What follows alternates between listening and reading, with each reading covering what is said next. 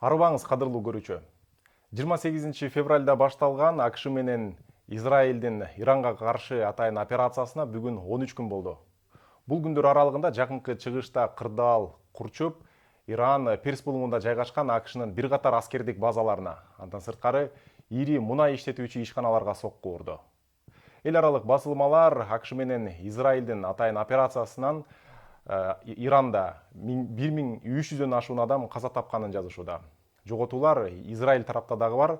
Аль Жазира телеканалы тараткан маалыматка ылайык, Израилде 10дон ашык адам каза тапты. Американын президенти Дональд Трамп атайын операциянын мөөнөтү 1 айга чейин узарышы мүмкүн экенин билдирген болчу. Ал эми эл аралык эксперттер анын мөөнөтү кырдаал курчуса андан дагы узакка созулушу мүмкүн экенин айтышууда. Жакынкы чыгыштагы курчуган кырдаалдан улам өлкөгө 300гө жакын мекендеш алынып келинген. Биз бүгүнкү эфирде Перс булуңундагы өлкөлөрдө жашаган мекендештердин абалы кандай? Алдыда кененирээк сүйлөшөбүз. Аты жөнүм Бакберди Баязбеков, бизде конокто Тышкы иштер министрлигинин консулдук департаментинин директорунун орун басары Алмаз Байбосов. Алмаз мырза, саламатсызбы? Саламатсызбы. Студияга кош келипсиз.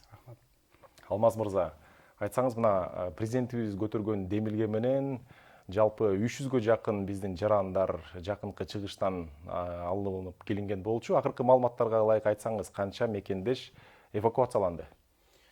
Ооба, туура белгилеп кеттиңиз. Кыргыз Республикасынын президенти Садыр Нуркожоев Жапаровдун тапшырмасы менен ошол конфликт болуп аткан аймактан Кыргызстанга жарандарыбызды кайтарып келүү боюнча иштер азыркы убакта да жүрүп жатат. Бүгүнкү күнгө карата 426 жаран Кыргызстанга кайтарылып келдик. Алардын биринчи каттамы өзүңүздөргө белгилүү болгондой 5 мартта уюштурулду. Оман аркылуу Маскат Бишкек чартердик рейси менен 175 жаран өзүнчө келди. Андан тышкары ошол эле маршрут менен 85 жаран келди. Ошондо 260 жаран 5 мартта алынып келди. Андан тышкары 8 март күнү биздин ошо Сауд Арабия королдугу аркылуу, Эр-Рияд шаары аркылуу Катар мамлекетинен 166 жаран салынып келинди. Ошон менен жалпысынан азыр 426 жаран мекенге кайтып келди. Эми биз бул жарандардын кайтарып келүү боюнча бир аз иш жөнүндө сизге маалымат бере кетсем, ошол окуя башталган күнү эле 28 февраль күнү, ошол күндөн баштап биздин министрдин тапшырмасы менен биздин министрликте оперативдүү штаб түзүлдү, күнү түн иштеп атат. Ошол штаб азыркы күнгө чейин ар бир өлкөдө канча жаран бар, канчасы чыгып кетүүгө муктаж, канчасынан кайрылуу келип түштү, канчасы кайрылуудан чыгып кетүүдөн баш тартты, ушундай иштер жүрүп жатат. Белгилей кетсек, ошол убакыт кырдаал башталган убакытта ошол аймакта, жакынкы чыгыш аймагында, мамлекеттеринде 22 миңдин тегерегиндеги болжол менен биздин жарандар жүргөн да. Так санын айта албайбыз, себеби консулдук каттоого туруп бул өзү ыктыярдуу нерсе. Анан биздин жарандар өздөрү каалагандай барып, каалаган жерлерде иштейт да.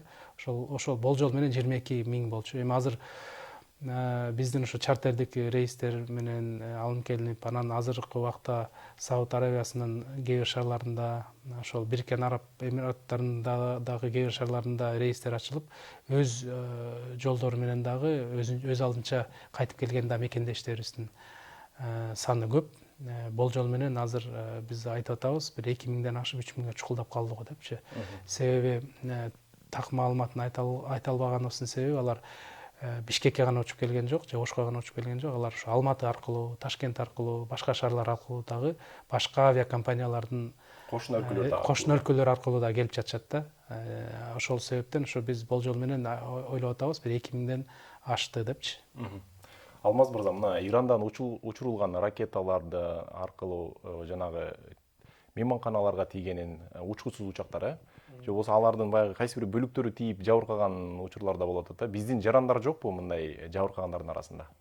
Кудайга шүгүр, азыркы убакта Кыргызстандын жарандарынын арасынан жабыркаган, же кандай жапа чеккен андай маалымат түшкөн жок. Бардык жарандарыбыз өздөрүнүн биз ошо чакырып кеткенбиз, өзүңөрдүн коопсуздугуңарды сактагыла, эки жакка чыкпагыла деп, ошол маалыматтардын негизинде алар ошо коопсуз жайларда болуп атышты. Ирандын өзүндө биздин канча мекендеш бар? Алар менен сүйлөшүүдөсүзбүрбү, маалымат алып атасыздарбы? Эгер алып атсаңыздар, эмнени айтышууда, кандай маалыматтарды билдиришүүдө? Өзүңүздөргө белгилүү болгондой, Тегеран шаарында биздин элчилигибиз бар. Аякта кызматкерлерибиз менен тыгыз байланыштабыз. Негизинен буга чейин былтыр эсиңиздерде болсо керек, 12 күндүк Иран-Израиль жаңжалы болгондо биз ошол кезде эле эвакуациялык планыбызды иштеп чыгып, көптөгөн жарандарыбызды чыгарып кеткен элек ал жерден, жана Израилден да ошондой болгон. Ошол бул азыркы кырдаал башталган учурда жарандарыбыз дээрлик жокко эсе болчу. 100ге жакын жарандын 30тан ашыгы биз аркылуу, Азербайжан территориясы аркылуу чыгарылып кетилген. Ал эми калгандары кээ бирлери ошол жерде өздөрү чыгуудан баш тартышкан. Ал эми могул жаңжал башталганда бир гана жаран кайрылды, кичинекей баласы менен. Ага дагы биз тез арандын ичинде ошо Азербайжан аркылуу Кыргызстанга аман эсен кайтып келгенине жардам бердик. Израилдин өзүндө кандай? Израилдин өзүндө абал аба мейкини улам ачылып, улам жабылып, негизинен кырдаал башка өлкөлөргө караганда баягы оор.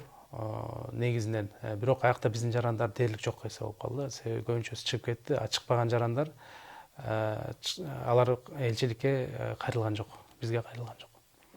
Демек Израилде сиздерге кайрылган биздин жарандар жок, Азыркы учурда жок.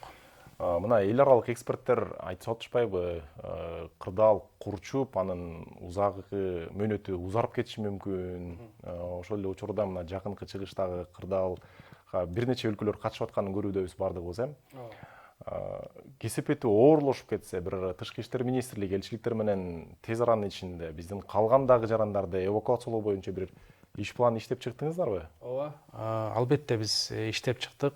Биздин ошол кырдаал башталган күнү эле ведомство аралык биздин коопсуздук кеңешинин секретариатында ведомство аралык кеңешим өткөн. Андан кийин биздин администрациянын алкагында дагы ал жерде дагы тиешелүү министрликтер баары чогулуп, иш планыбыз бар.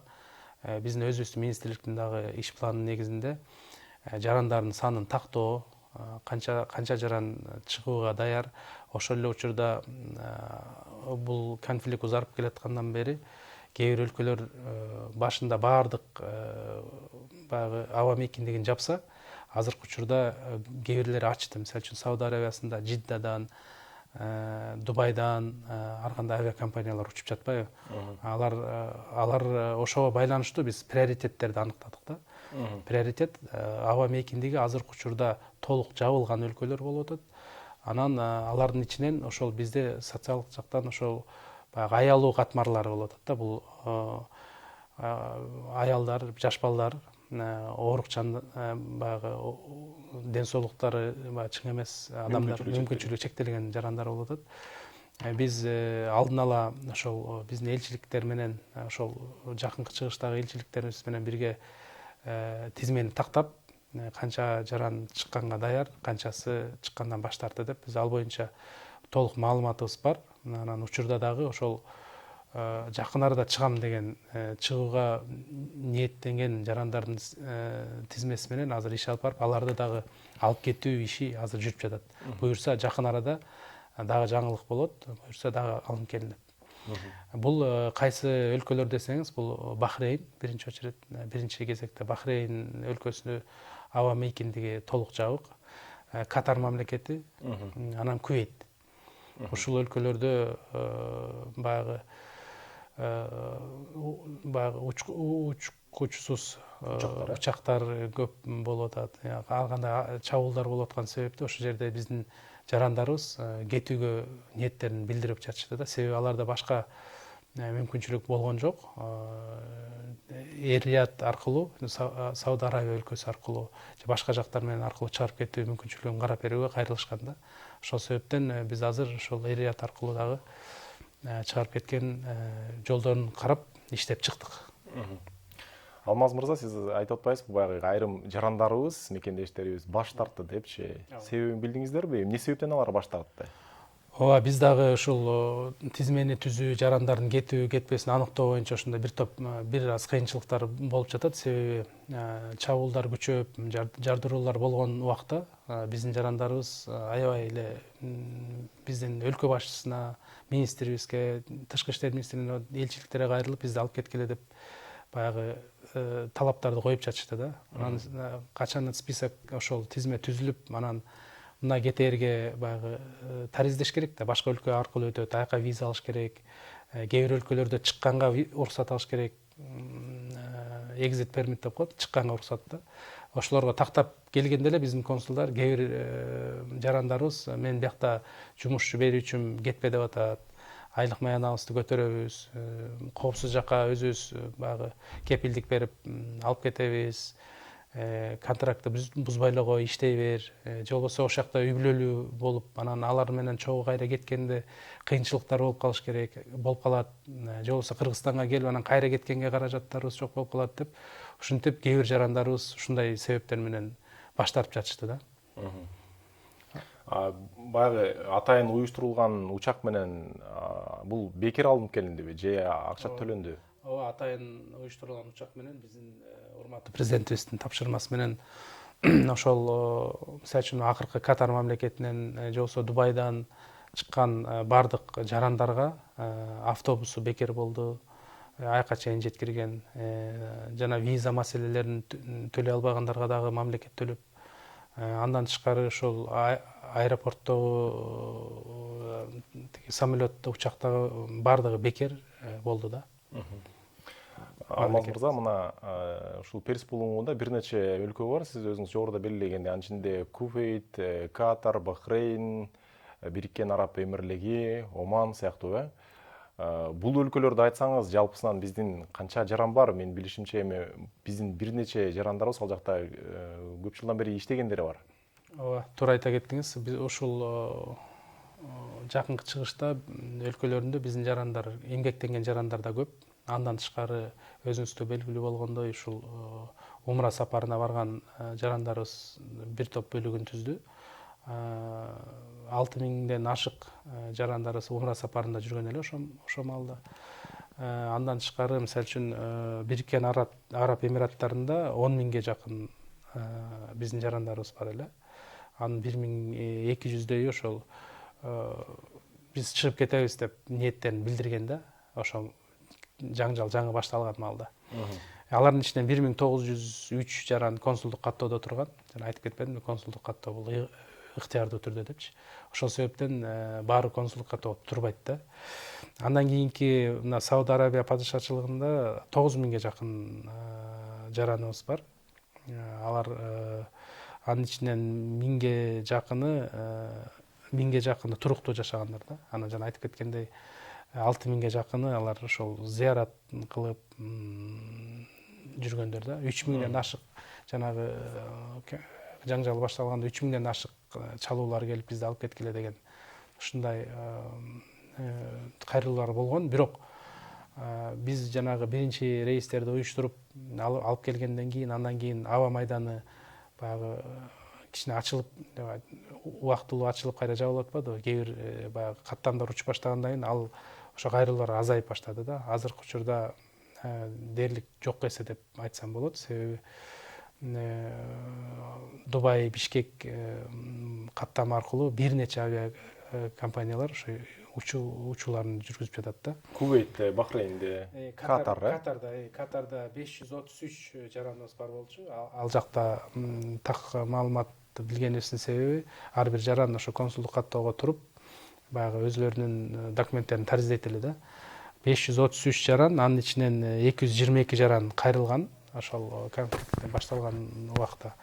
Анан 180 жаранды ошол биз чыгып кетебиз деп, баягы биринчи кезекте чыгып кетебиз дегенден ошол жанагы биринчи айтып кетпедимби, Эрият аркылуу каттамга ошол баардыгы ошол Катар мамлекетинен болду да. Андан кийин Иранды айттым, Израилди айттым, Кувейтте 1000ге жакын жаран болгон. Бахрейнде болсо аякта эми аз, Бахрейн кичинекей мамлекет, 100ге жакын жараныбыз бар болгон. Алардын азыр башында 70ке чукулу бизди алып кеткиле деген, азыр ошол дээрлик 40-50ге жетпеген жарандар ошо чыкканга даяр турушат. Кечиресиз, мен дагы бир суроо бергим келип атат. Жакынкы чыгыштагы дагы бир ушул курчуган кырдаалдын чак ортосун жараткан өлкө бул Йемен да. Ал жерде ушул Иран тарапты колдогон дагы адамдар жашайт. Бул өлкөдө биздин жарандар барбы? Ал өлкөдө биздин жарандар жок. Азыркы маалда каттоого турган эмес, кайрылуулар келип түшкөн жок. Йемен өлкөсү. Египетте? Египетте ооба, бизде аякта элчилиги, аякта биздин жарандарыбыз бар. Ушу Сауд Аравия өлкөсү аркылуу аккредиттелген. Аякта жарандарыбыздын саны болжол менен 5000ден ашык. Бирок ал жак аба майдан жапкан жок. Аякта абал тынч. Ошол себептен ошол Израиль өлкөсүнөн болгон биздин жарандар дагы ошол Египет аркылуу көбүнчөсү ошол жактан өтүп кетишти да. Баягы биринчи. Иорданияда биздин жарандар барбы? Иорданияда да бар, бирок өтө аз санда да. Эң башкы ушул биздин маселе жараткан өлкөлөр ушул Катар, Кувейт, Бахрейн, анан Бириккен Араб Эмираттар болду да. Биздин жарандар себеби соккулар да ушул жакта көп болуп атты, анан жарандардын саны да көп болуп атты да. Мына азыр кырдаал курчуп атат, анан биздин мекендештер кичи ажылык сапарга барууну каалагандар бар да. Аларга сиздер ушул консулдук департаментинин өкүлү катары кандай кеп кеңештерди берет элеңиздер? Ооба, бул маселе өтө курч турат. Себеби азыркы жакынкы чыгыштагы кырдаал белгисиз бойдон, чыңалган бойдон турат. Эртеңки күнү кандай болуп кетет, эч ким айта албай турат. Ошол себептен мүмкүн болушунча ошо умра сапарына деги эле ушул аймакка баруудан биз жарандарыбызды токтоп турууга чакырат элек. Себеби жаңжал андан ары узарып кетсе же кандайдыр бир себептер менен чыңалып аба мейкиндиги жабылып калса, аларды бияка чыгарып кетүү өтө оор болот да. Ошол себептен биз азыркы убакта чакырат элек, ошол жака, ошол регионго барганды кичине токтото туруп турса. Алмаз мырза, айтсаңыз, ушул жакынкы чыгышта бир нече өлкөлөр бар, биз жогоруда белгиледик. Алардын кайсынысында Кыргызстандын элчиликтери бар, консулдуктары бар? Сауд Аравияда биздин элчилигибиз бар. Андан кийин Бириккен Араб Эмираттарында Эриятта элчилигибиз бар. Анан Дубай шаарында өзүңүздөр белгилүү болгондой башкы консулдугубуз бар. Катар мамлекетинде элчилигибиз бар. Анан Кувейтте. Бахрейнде жок, Оманда жок. Ошол биздин элчиликтерибиз менен бирге, жанагы башында айтып кетпедимби, оперативдүү штаб түзүлгөн деп, ошолор менен биз биргеликте ошо 24 саат бою иштерди алып барып атабыз. Бахрейнде биздин консулдуктар дагы жок. Ошол эле Иорданияда консулдуктар жок. Алар менен ишти ошол жанында турган Бириккен Араб Эмираттары, Сауд Аравия королдугундагы биздин элчилигибиз аккредиттелген, ошол аркылуу баягы иштерди жүргүзүп атабыз да. Аякта жарандардын санын тактоо, алардын жергиликтүү бийлик менен иш алып барууну ошол элчилигибиз аркылуу жүргүзөбүз. Ушул аталган өлкөлөрдөгү биздин мекендештер, жарандар кыйын кырдаал учурунда кайсыл жакка кайрылыш керек, кантип табат сиздерди? Ооба, жакшы суроо бердиңиз. Бул биздин ар бир ошо элчиликтин өзүнүн ыкчам номер телефону бар. Андан тышкары биздин ошо министрликте, консулдук департаментте 24 саат бою иштеген ыкчам номер телефону бар. Айта кетейин, ал 0999 312 002. Ошуга WhatsApp аркылуу, Telegram аркылуу, жана ошондой эле Instagram, Facebook аркылуу дагы кайрылса болот. Ар бир кайрылуу ошол биздин министрдин жеке тапшырмасына ылайык, ар бир кайрылуу жоопсуз калбайсың деп тапшырма койгон. Азыркы учурда ошол номер иштеп атат. Ошого кайрылса, кайсы өлкөдө кандай жагдайда экенин тактап, анан биз тиешелүү кеп кеңешибизди беребиз.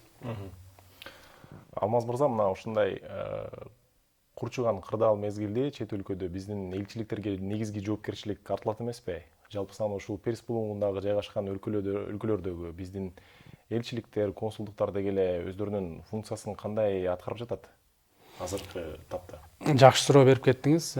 Буга байланыштуу биз ар бир ошо элчиликте ушундай кырдаалдар жаралган учурда буга чейин эле алдын ала биз эвакуация кылуу пландарын иштеп чыкканбыз. ошого жараша ар бир элчилик, ар бир консулдук кызматкер, дипломаттарыбыз өзлөрүнүн милдеттерин так аткарып, азыркы учурда бизде алардын ишине эч кандай баягы терс ой жок, жакшы иштеп атышат, күнү түнү иштеп атышат балдар. Жанагындай көп кайрылууларды ар бирине ал жакта биздин консулдар бир эле учурда консул гана эмес, ошол эле учурда психолог болуп, ошол эле учурда башка кызматтарды аткарып, мисалы үчүн жана башында өзүңүздөргө белгилүү болгондой, баягы мейманканалардын убактылары бүтүп калганда чыгарып башташпады, көп жарандар эшикте калдык деп. Ошол маалда ошо жерине чыгып мейманканалар менен сүйлөшүүлөрдү өткөрүп, кээ бир дагы жарандарды элчиликке алып келип, кээ бир жарандарды элчиликтер өзлөрүнүн үйлөрүнө алып барып, баягы ушундай кызматтык гана милдет эмес, адамгерчилик милдеттерин дагы Кызматтан тышкары дагы. Кызматтан тышкары да адамгерчилик милдеттерин дагы аткарып жатышат. Түшүнүктүү. Сиз жогоруда айттыңыз, мына эң биздин мекендештердин көбү Бириккен Араб Эмирлигинде депчи. Ал жакта демек ошончолук элчиликтеги иштеген кызматкерлерге дагы жүк көбүрөөк болууда да. Ооба, албетте. Биринчи ошол аба мейкиндиги жабылып, жанагындай сиреналар угулуп баштаганда албетте биздин жарандар дагы кичине паника болду. Биздин элчиликтин кызматкерлери баягы ал жерде өзүңүзгө белгилүү болгондой бөлүнөт эмеспи? Консулдук тармак, экономикалык дипломатия тармак, саясий тармак деп алардын баары ошо биригип ушул жарандарыбызга жардам берүү жака өтүштү да. Ооба, албетте басым көп болду. Кээ бир жарандарыбыз баягы ачык эле өзлөрүнүн тынчсыздандыгын билдирип, биздин мамлекеттин жетекчилигине дагы, министрликтин жетекчилигине да арыздарын, баягы кайрылууларын жөнөтүп жатышты соц тармактар аркылуу. Бирок ошого карабастан азыр иштер уланып атат. Бул консулдук жумуш, бул кызмат, бул баягы жалпы мамлекеттик кызматтан айырмаланып, бул баягы өзүнчө полвоенный деп койсок болот да, күнү түнү дебей ошо иштегенге келиш керек да. Алмаз мырза, мына дагы да болсо биздин мекендештер аталган өлкөлөрдө көп санда калууда. Анан бизге маалым бир канча өлкөлөрдүн ошол тегеректеги аба мейкиндиги жабылды. Анан кайсы өлкөлөрдүн аба мейкиндиги ачык, анан келе турган бир өлкөгө кайтып келүүнүн коопсуз маршруту кайсыл өлкөлөр аркылуу? Жакшы суроо бердиңиз. Мындай кылса болот да. Мисалы үчүн азыркы учурда Эр-Рияттан, Жиддадан жана Мединадан биздин жарандар келип атат. Ал тарапта баягы Сауд Арабия королдугу чоң эмеспи? Аяк жак тынч да. Ошол жактан баягы регулярдык рейстер да болуп атат. Ошондой эле Египет аркылуу чыгып кеткен, Турция аркылуу чыгып кеткен рейстер байма-бай жүрүп атат. Азыр алардын аба мейкиндиктери ачык. Ошол себептен ошолор ошол жак аркылуу чыгып кетсе болот. Ошондой эле жанагы эмнеге биз Оман аркылуу жана рейсти уюштурдук, биринчи 2 рейсти Оман аркылуу деп айтпадымбы, Маскат шаары аркылуу. Себеби ошол маалда ошол Омандын аба мейкиндиги гана ачык эле да. Ошол себептен ошол жака ошо Оман аркылуу болду. Эми азыр болсо Дубайда учуп атышат, коопсуз маршрут катары азыр каралып атат. Ошондой эле Жиддадан учуп атат.